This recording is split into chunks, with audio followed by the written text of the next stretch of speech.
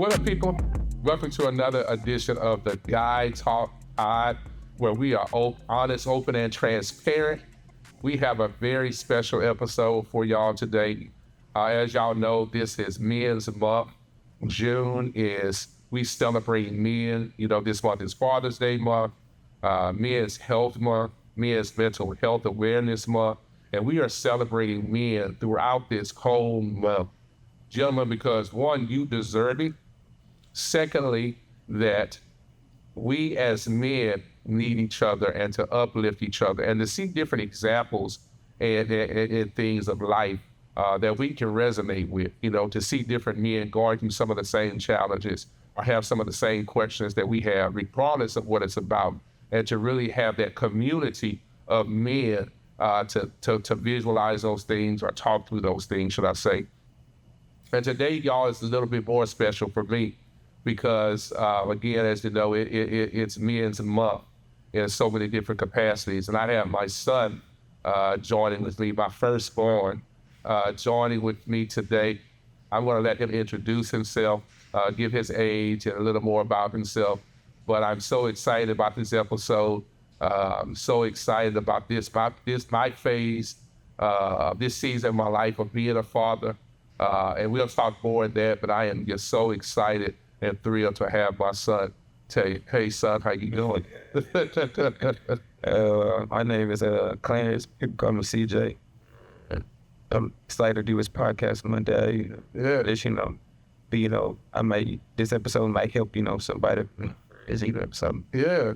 All of many things. You're right. Good. Thank you, son. Thank you. My son's a very busy man, y'all, so I had to bribe him to get me, and he's a burger junkie, so I had to know after this we're going to have burgers because that's his favorite food. But nonetheless, I'm so happy about it. And CJ, we always start each episode off with a scripture, and today is no different. We're going to do the same thing today, and it has come from Proverbs 22:6.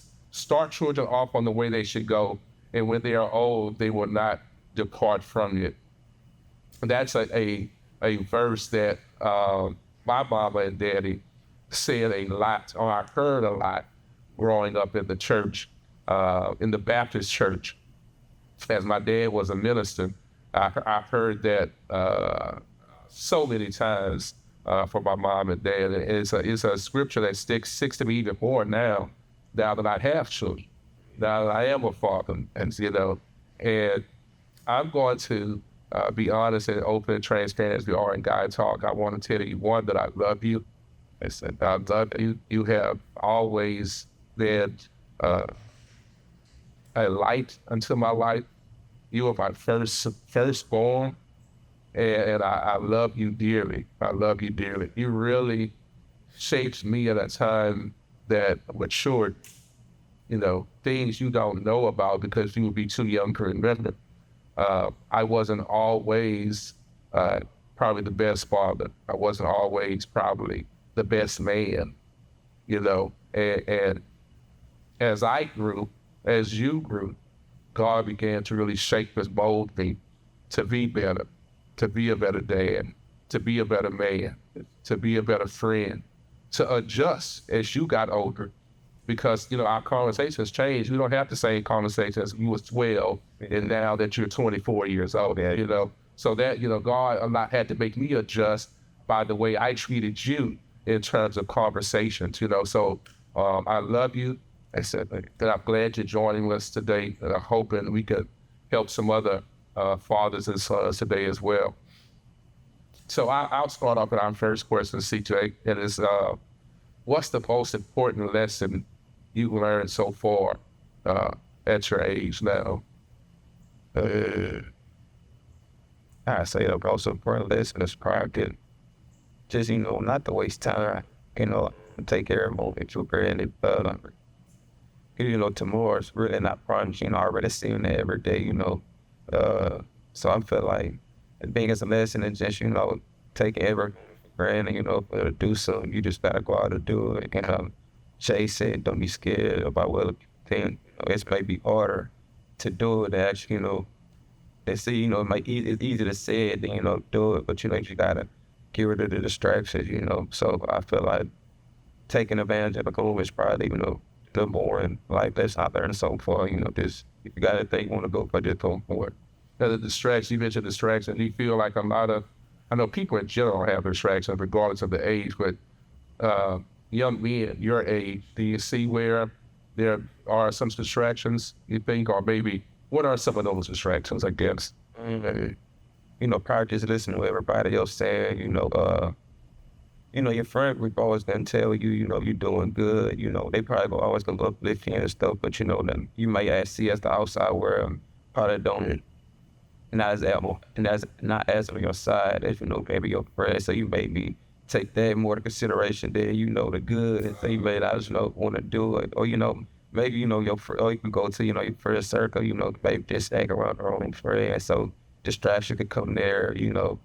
Distraction is something way, yeah, discouragement too, sounds like, yeah. Yeah, discouragement from the whole, you know, getting in trouble. You know, it's like really you gotta watch, you know, and the decisions you make, you know, but it's like, you know, coming too fast and guys, some of the stuff be happening. God be testing you, see what you do. Yeah.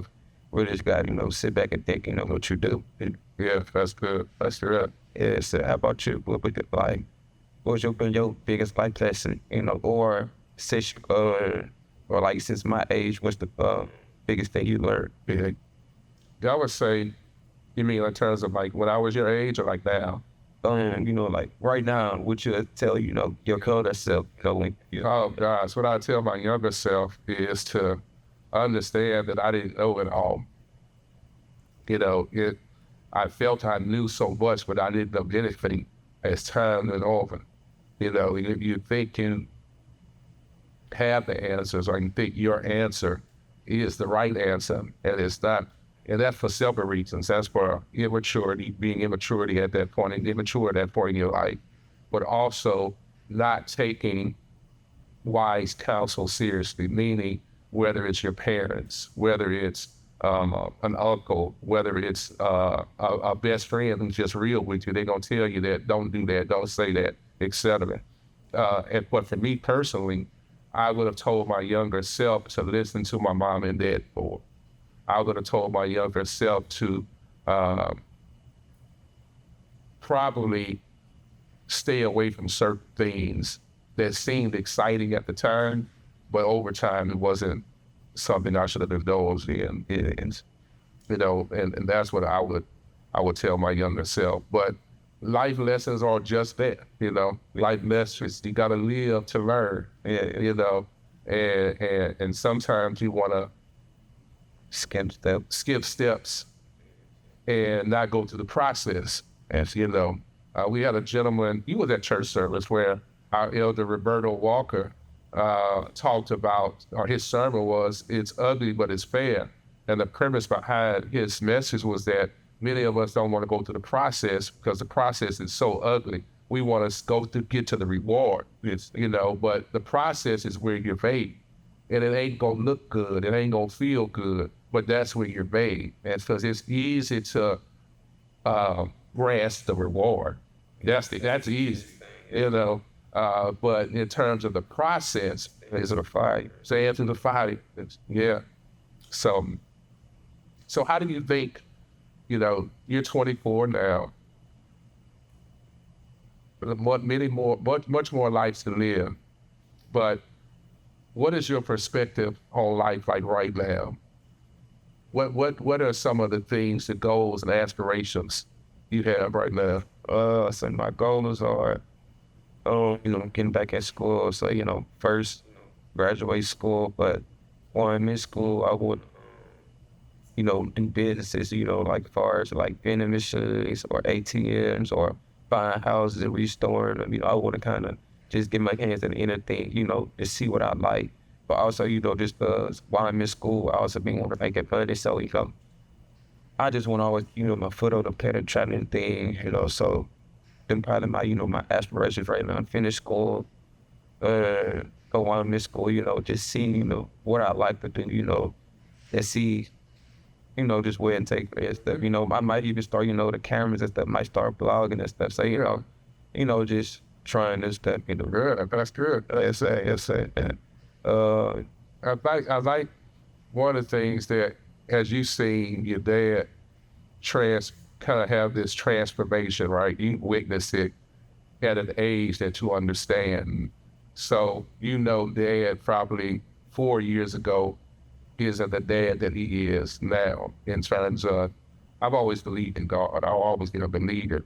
But I'm sure you see now in terms of how I'm more active in terms of church, in terms of the men's ministry, obviously doing things through the field of podcasts and then just the talks that we have, in general, to tell young men, kind of, your relationship with God. What do you do in terms of your prayer time, and how important is that for me and your age to have?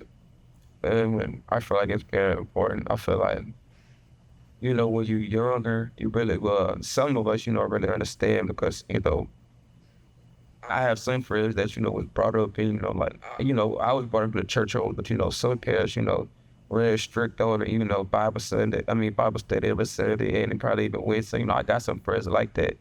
But I feel like, that you kind of gave me, the balance, where that, I know to pray and I always know to keep God first, but, not to, I don't want to say, just really force it upon someone. But, you just told me always, to keep God first, and prayers are, as being a young black man, I feel like prayer is always important because, you just always need God on your side because they'll always try to attack you. Like it could be with the weed, the police, other, just coming from, I don't want to say, the hood, but coming from, where we from, it's just a lot of, I'm gonna say distractions. So I feel like, man, you just gotta pray up, keep God first, and just and you try to make a church every Sunday, pay your tithe. But all that stuff matters. You might not think it matters, but all that stuff matters and how God see you and how He trusts you. Yeah, how you trust you and stuff, Yeah, I definitely know the weed was a distraction for me. I used to smoke a lot of weed.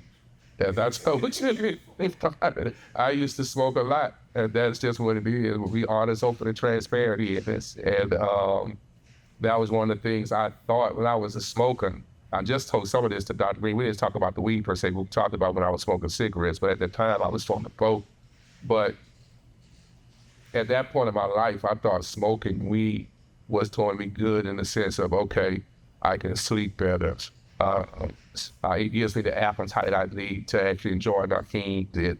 Obviously it was a social thing too, in terms of friends and get-togethers, parties, and Super Bowl parties, all the different things, And then as God began to move me from out of that space, I began to see how really cloudy my vision was to the world, to people, to my own emotions. Where yes, I can. Yeah, because it'll mask it. It's okay for us to be emotional and vulnerable, but the drugs or whatever the addiction is potentially can mask your true emotions and feelings that you don't express it to somebody, the right way. Might think that's good, yeah, like, just cause it get rid of the feeling, you might think that, you got rid of I want to say, like, The issue. yeah, the issue didn't go away, but you just got rid of the pain for the move, Right. So that's probably kind of what it is. Temporary. A lot of people, yeah, the temporary, but you're not really dealing with the issue. Like, Yeah. so that's probably the biggest I got to say for us because, like, people my age, in our 20s, we trying to figure out who we are and stuff. So, people might drink, but the people who smoke and stuff, they probably just pick it up for, they might be mad, they go smoke or, instead of, just like doing it before they go to parties or something, but like you say that, you might think it's good for the room, but in the long run, it's probably, just stop you from doing so much other stuff that, you'll probably never think of because you're high. Yeah. But you probably thought you would think of because, people think, that it's smaller than they have, so, So we had this laugh when you was on the house the other day. I want to tell the story. Man, when people get high, I don't care what age you is, everybody I ask her not, right? Everybody the smartest person in the room. Everybody talking deep. Everybody talking deep.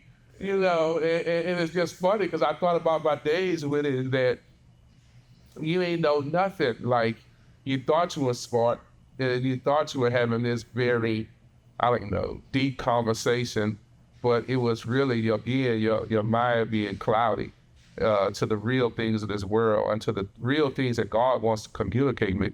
You know, God can't communicate. Well, He can communicate to how He wants, what He wants. But in terms of our hearing ability of knowing what God is trying to tell us, that could be very cloudy if we are under the influence of drugs, alcohol, or whatever that is. You know. So, CJ, I'm sorry. Go ahead. Want to ask? Oh yes. I was about reading the question. Yeah, go ahead.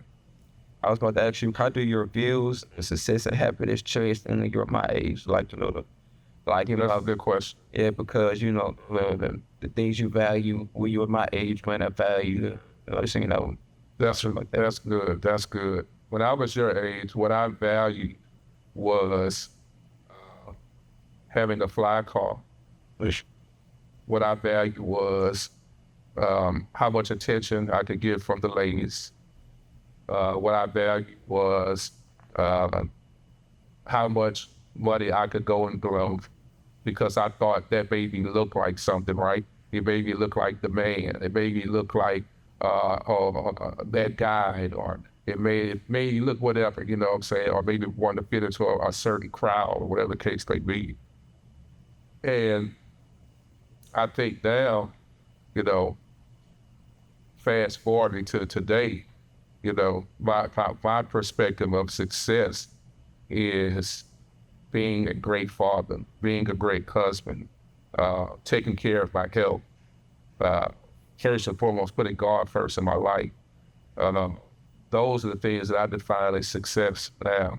Because as you get older, what you learn is that with your trust in God, if not, we all desire, let's use this money example, but we all desire to have as much money as we can spend where we don't have any financial worries.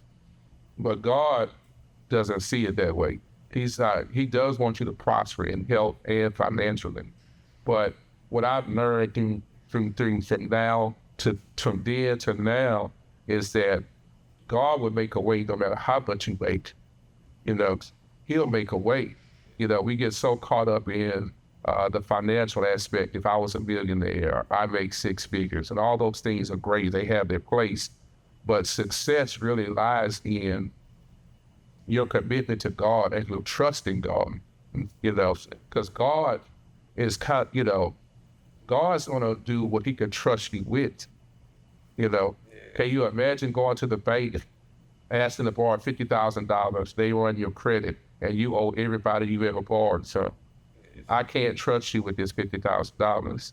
You know what I'm saying? So God wants to be able to trust you with the blessings. So you have to go through the process because that's going to mold you. And then once, because if you don't go through the process, you trust it in you.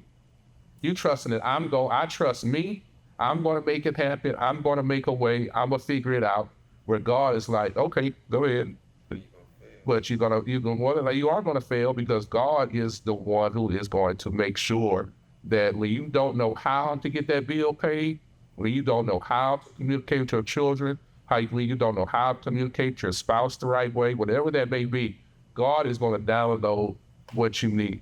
And you probably heard me say this before, answers and instructions. God is going to give you the answers, and He's going to give you the instructions. And it's up to us to follow that to get to where we're trying to go. Yes, sir. So that's how I define success now. God, family, health, quality of life, longevity of life, and believe it or not, finances is at the bottom for them. Because without any of those other things, if I was a millionaire or not, I can't enjoy it. If I had $1 million, I want to enjoy that with you. I want to enjoy that with my wife. I want to enjoy that, seeing different things. I don't want to do any of these things by myself or sick or ill. It's just, It's funny you say finances at the bottom because I feel like, when you're in your 20s, all we know for to talk about, trying to make money. So, I just feel like we get caught up in just, like you said, seeing the end result there, rather than going through the process. And, but it probably is all our mind. Then rather than focus on, health, going to school, just making sure, everything in order, love the family, living in the moment. But, you so caught up trying to chase the dollar, to live the better life at the end. But, Yeah. So I feel like we just, like, What is that you think that's about? You think that's kind of social media? Or what do you think that's about? yeah, maybe, social media, yeah, because a lot of people, it's a lot of people. I try to tell myself, it's always going to be somebody rich and poor than you. So, you got to really take advantage of what you're given. So, even though you don't have everything, you always work for it. So, because you're not at the bottom of the barrel, like, how other people are, you don't want to take that for granted. So, I feel like social media, when you do see somebody your age and they got all the, the ice on and, they got the design and, live how they want to, no job and stuff. And, I just feel like that do get out of mind. See, it's so much, it's repetitive, that's all you follow. So I feel like that just, it sticks in your mind. You feel like, oh, I'm not doing that now. I ain't hard enough for going further. But I just feel like that's also, the devil distractions because, you just got to learn how to, maintain, to have a balance with it. You just can't be on social media all day, have to go out and make some of your own life, So, Yeah, man, decisions. yeah, so, Yeah. What you think, son, is like your favorite memory of us? my favorite memory is probably, I knew that was gonna catch you off guard. I just want to saw it. let me see. I was like, I don't know how old I was. I was probably like 6 or 7. And was going to the academy for something. I think was going to like, cause I played AAU basketball. So, God, like we walked out the store. I don't know if we forgot our bag inside or like but the man chased us and he said something. And I don't know if you understood. He said when you were talking about Spanish to him, be like, come on, stop. And he was like, huh? And it was just, I can't remember it specifically, but that always was my favorite moment. I just thought, that's the funniest. Yeah, I do speak Spanish, everyone. A lot of people don't know that. I do speak Spanish. I'm not super fluent in Spanish, but I can hold at least a 2-minute conversation before I check out, and I know what they talk. We know what the another one is talking about. This speaking Spanish. Yeah, that was funny. I forgot. I remember the moment, but I can't remember what I started talking to him about. Yeah, I don't know what he asked you. I just remember you start speaking Spanish like that. I was so immature back then. I don't know. Y'all was kids, but Daddy was still immature and wild. And so I had to tell him what I told that man. Yeah. Now, if you watch it, I'm sorry. If you remember, and you watch it, I'm sorry. Yeah, I would say for me, one of the best memories for me, well, not best, I have a lot of great memories, but one that I think about a lot is when you were playing basketball for the Buffalo Soldiers. Yes. And I think we were at one of the break gyms. Y'all had a Saturday game, and one of the break gyms was over off of Plank Road. It was one of those gyms off of there. And y'all were down like 2 points or 3 points or something, and you hit the shot. Oh, I still got that video. You hit that like that YMC, right? You hit the shot to either tie it up and maybe y'all won by one. Did y'all? Overtime. It went to overtime. Yeah, man, I remember that because you probably remember basketball. I love basketball. To this day, I still love basketball, and that is something that I remember and I think about quite often. Yeah, I got to say that. Yeah, you got to see that. Brian was recording this. She all the videos. That was an awesome experience, man. Man, Sam. So let me ask you something, another follow-up with that. So going back to kind of a lot of people talk about mental health right now, right? And life and stress. Stress us out. How do you manage stress and to make sure that you're mentally healthy? Like what are some of the things you do?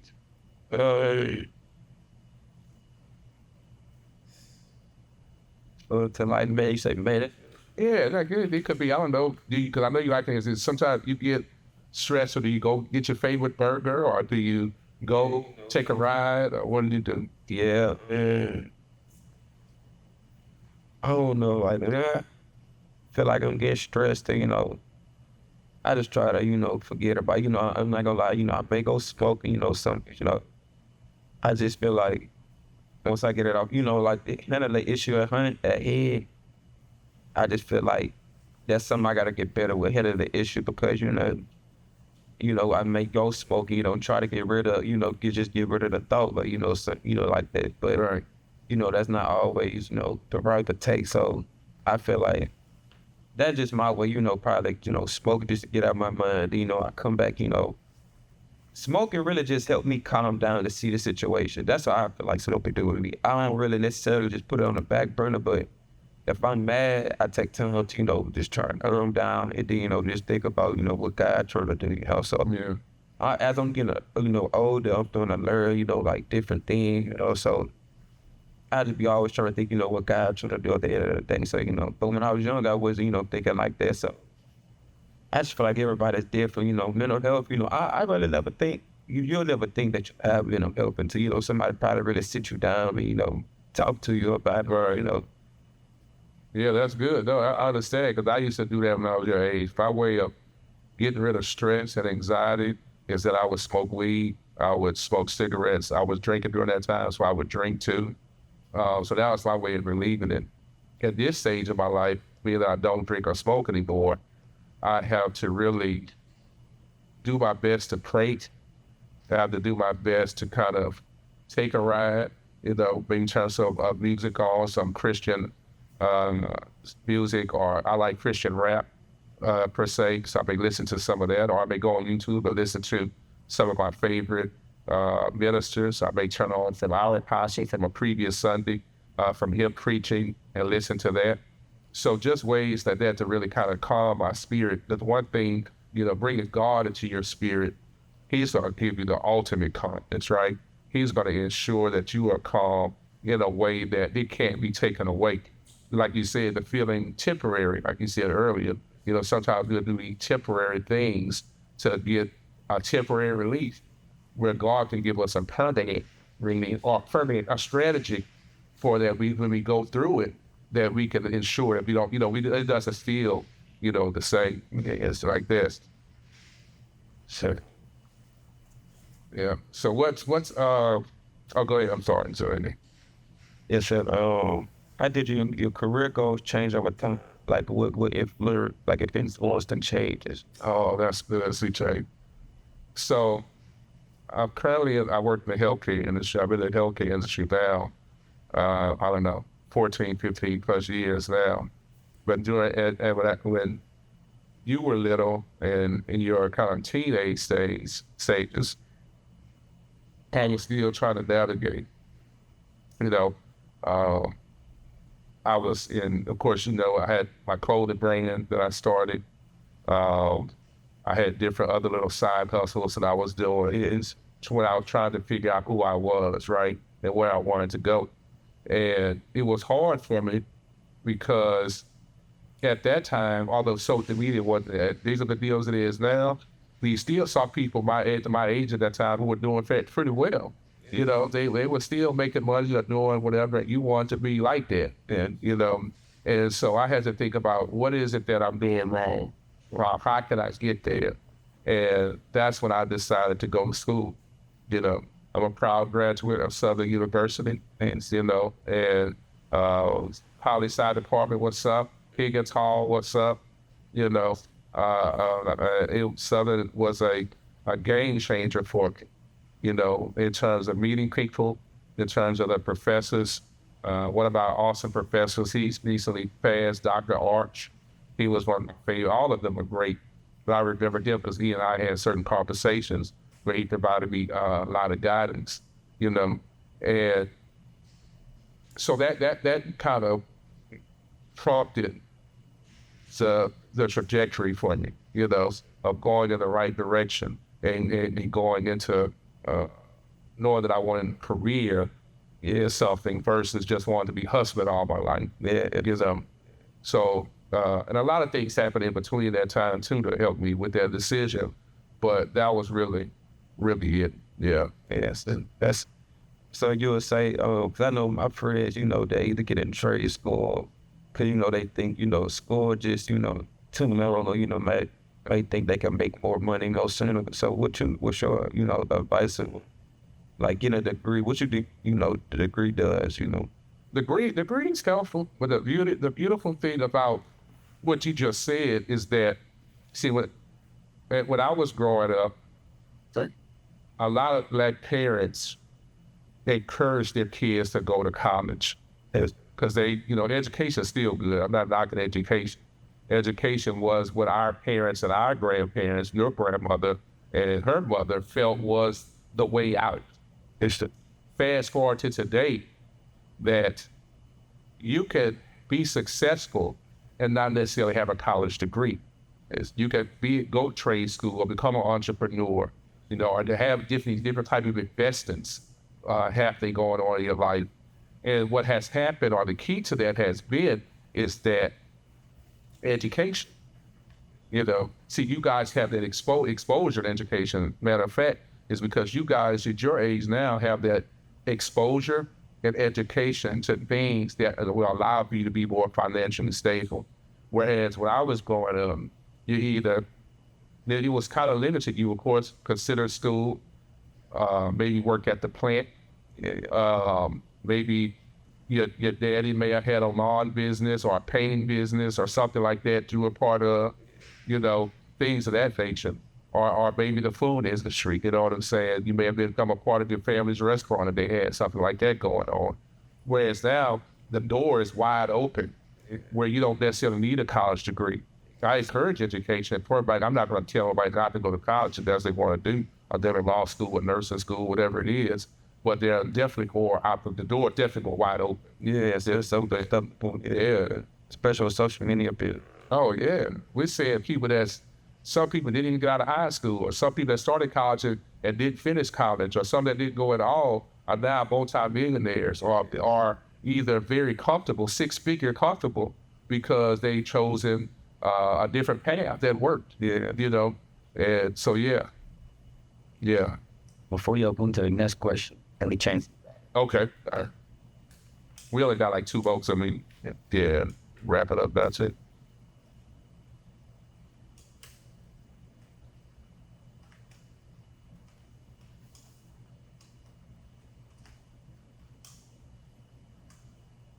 Oh, I know what it is.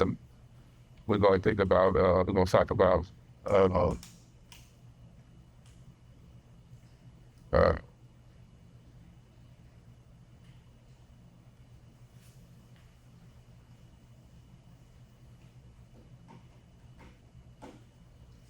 what's our gearbox? So, other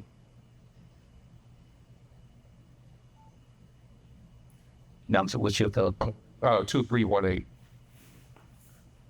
Okay. Dad, I like the question about the setbacks. Well, I not related in a career, but I could action a career, but It's how you want to ask you want to ask him about both of this. yeah, about that. Where's that piece? Good. So, if. All right, we ready?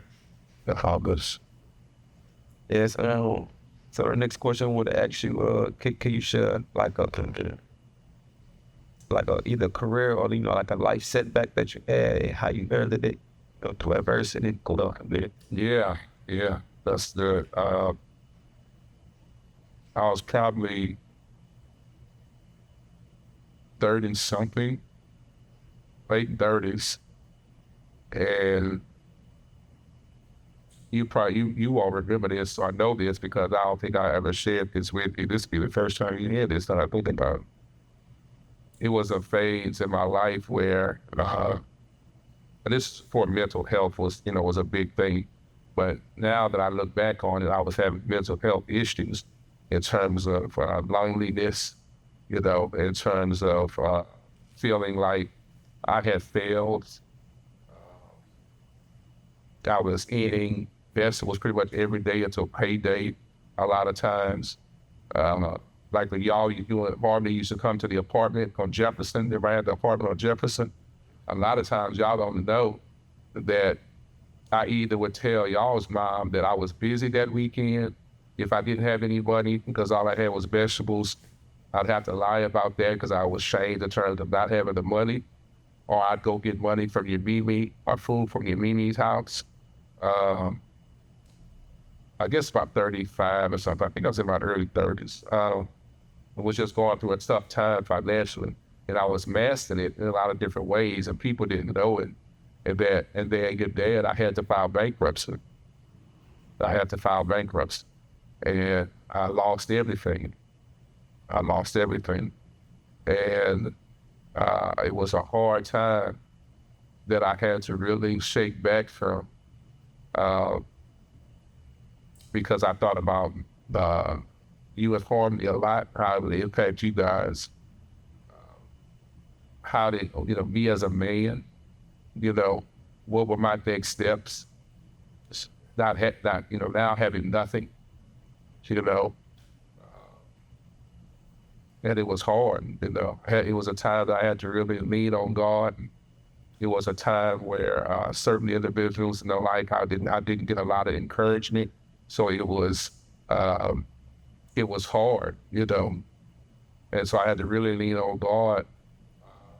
I told your papa about it. Your papa, because I would live with him for some time, He knew, of course, what I was going through. It made me do, to some degree, but maybe not at the level your papa knew, because we had different type of conversations, in-depth conversations than I did with me. But I had lost a lot, and literally everything. And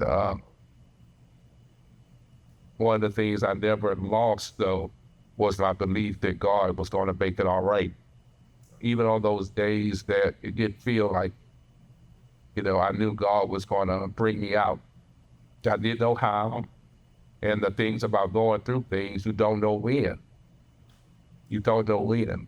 And that's sometimes the hardest thing about going through something, is that you don't know when that light at the end of the tunnel is going to come, And it eventually came, and I was able to appreciate things more. I was able to be wiser in my decision making, because some of those things, I had to be accountable for that I caused. So I had to be honest, open, transparent, and accountable to the things that I caused at the wrong decision. So it was a time that was rough, but I also say it was a time that was good. It felt close to God. It changed my perspective on how I manage money, how I manage relationships, how I use wisdom over anxiousness.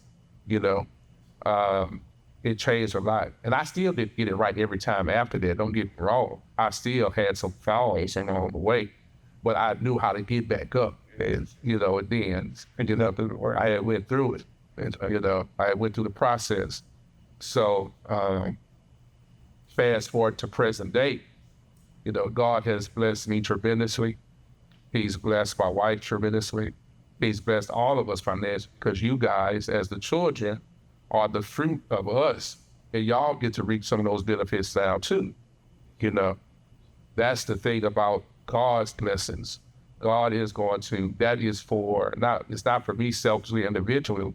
This is for others, your family, in a lot of cases, strangers, community.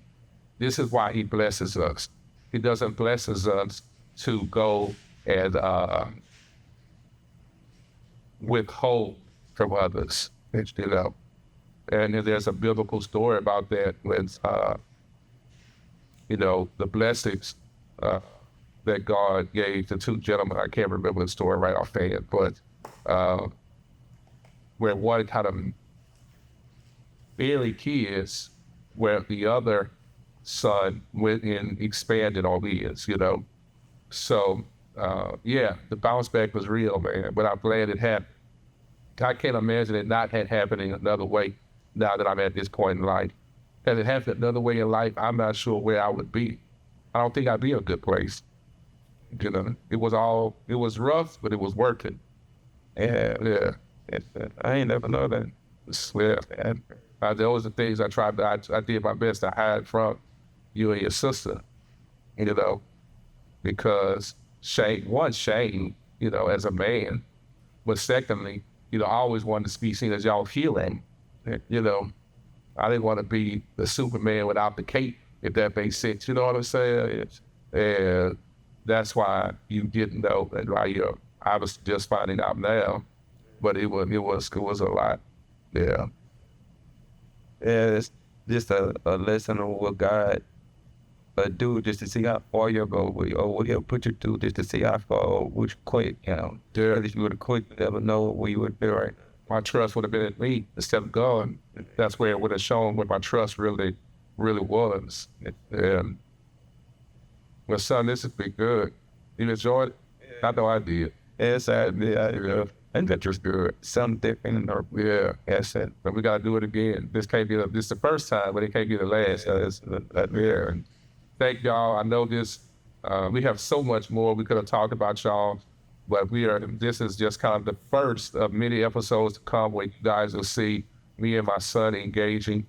And we're glad you guys were a part of part one, to father and son. And we're gonna be bringing y'all a lot more and being honest, open, and transparent, and hopefully could be an example, encouragement, and to many other parents and fathers, and in particular. So, again, thank y'all. Go subscribe, The Guy Talk Pod. Go follow us on Instagram, The Guy Talk Pod. Go to YouTube, Facebook, everywhere, The Guy Talk Pod. And our website is coming soon. I can't wait to share that with you guys, where you guys will have that more community feel via the website. So a lot of great things happening, and I'm definitely proud of where God is taking this ministry, because I believe the Guy Talk about this is a ministry. I know we get the word podcast a lot, but this is a ministry for us. So thank y'all again. CJ, you want to tell them how you can find you on social media? You can find me on Instagram at 333 UNT. That's 3 3s like UNT. Awesome. All right, y'all. Till next time, The Guy Talk Pod, where we're honest, open, and transparent. Till next time, peace. Yeah.